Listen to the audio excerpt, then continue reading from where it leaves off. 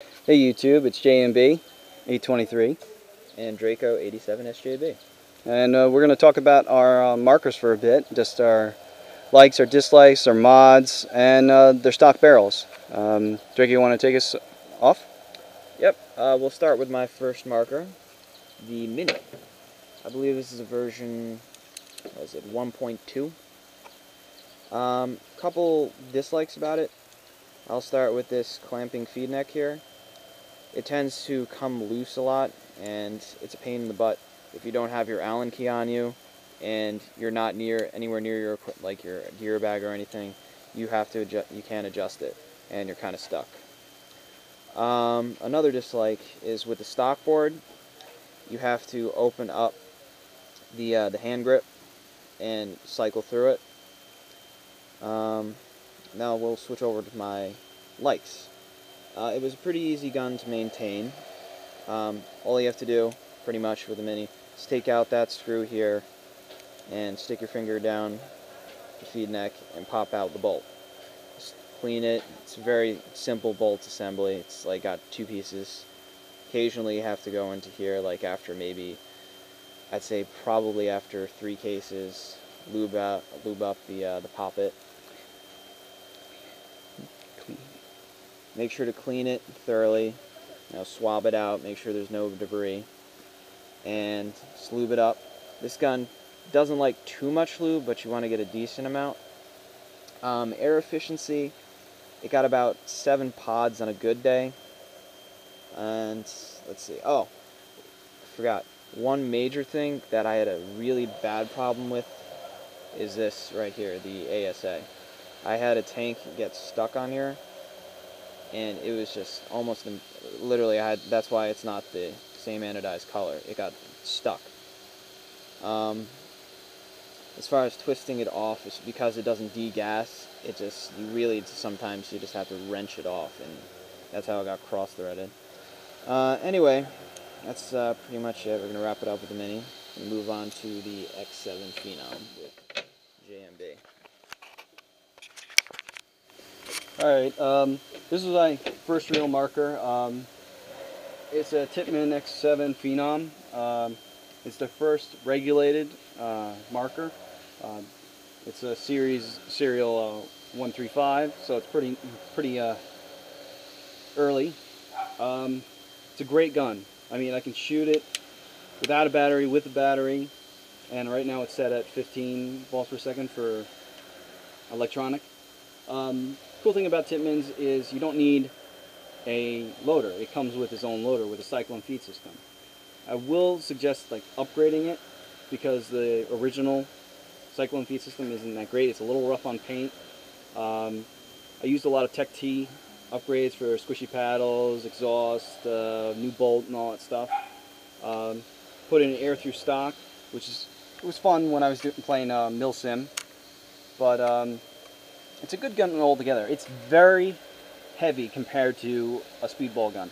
This thing weighs out right now with a barrel about 10 pounds, so about what an M16 or a equivalent rifle would be. Overall, it's a good gun. You got your little toolkit that's in the magazine, which is nice. Shoots pretty good, but I will tell you now that this thing loves lube. It eats lube. It's a spool valve system. It's called the flexi valve system, and it loves lube. You got to clean it out. It gets very dirty in there. I don't know if it's just mine or just how it's designed, but I have had to clean it out, and it loves lube. Okay, we're gonna go back to Draco, and he's gonna talk about his NT. All right, Draco, take it away. Okay, here we got an NT10. Didn't feel like spending all the extra money on an NT11, so I got this used for a good deal on eBay for about $7.50. Things I like about it, it is probably the most ergonomically comfortable gun I've ever held in my hands. I mean, it's just the rubber, it sticks. You rarely will ever lose grip to your gun. Let's see, the feed neck, it's much better than on my Mini. I mean, it clamps, it doesn't come loose. I do kind of wish, like, like it had a similar one to, say, the GO2 here, where it has a knob here. This one, I've actually had, there's a little pin, you see right in there. It's actually popped out on me, and I thought I lost it, and I was freaking out, but because, you know, if you lose it, this thing comes off, and you can't even adjust the feed neck. Let's see, what else do I like? Oh, one of my favorite things from upgrading to this from the Mini is the fact that I can degas my gun. It is a lifesaver as far as taking out the tank. It's easy, no problems at all. It's a little more complicated as far as, like, you know, cleaning it and lubing it and stuff like that. It's a spool valve versus like a poppet spool hybrid. Oh, one of my favorite things, the eye pipe. Whoever came up with this idea is a freaking genius, in my opinion. Because honestly, you break paint, this thing just, it makes it so much easier to clean out the gun. You just pop this out. You don't even have to, like, it'll keep the eyes clean. You just put a swab through, done. Let's see. Oh, the trigger is just excellent. You don't even need to upgrade this trigger. It's got 3 points of adjustability, so if you like, you know, more of like a crisp, tighter pull, or like a really loose trigger, I tend to like mine loose, so I can just walk it really fast. Let's see, it operates at like 120 PSI, so it's a very soft shooting gun. It's really smooth. The kick is like barely even noticeable with it. That's all I can think of right now, so we're going to move on to the GO2. Take it away, JMB. Alright, well, after a Mini, for switching over from the X7, I took a leap to the GO2 2.0. Absolutely love this gun. Super light.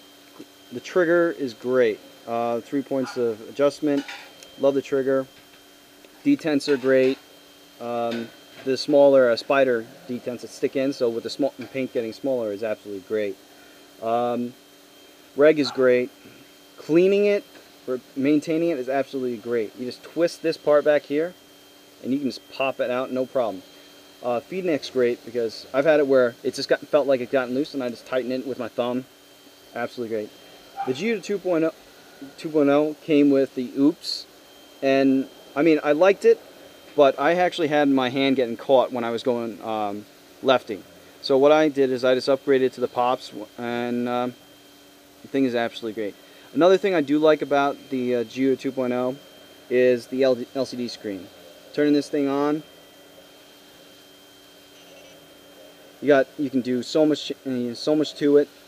There aren't many fire modes options on the stock board, which I've kept. I haven't upgraded to, but the LCD screen is great.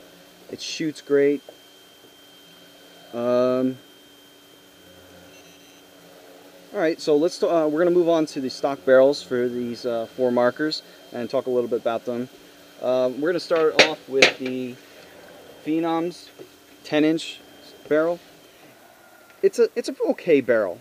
I mean, I would suggest once you get the Phenom, upgrade to a different barrel, like a CP barrel.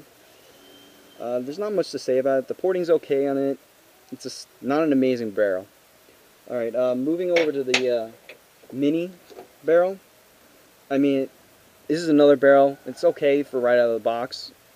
But the porting's okay. It's 12 inches. I prefer 14-inch barrel.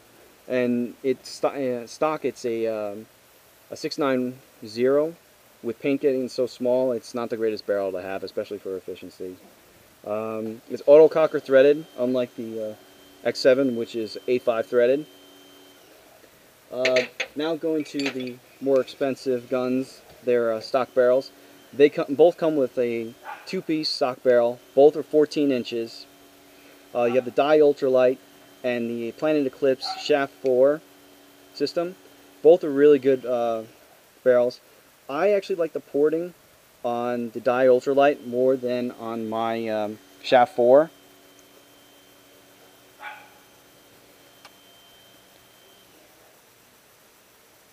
But the overall between the two, actually, the Shaft 4 is 14.5 inches instead of just 14 inches, which it's not really a big deal, but I think it's a little nicer when you're pointing.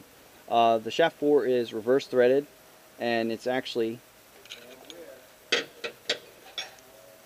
reverse threaded, so you actually have to screw the back into the tip, unlike on the ultralight,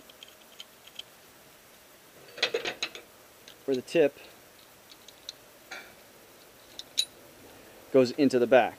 Now, the backs for the Dyer Ultralight and for the shaft 4, there are more varieties and smaller bores for the Dyer Ultralight than there are for the shaft 4. I think the only other shaft 4 ones are a 693 and a 685.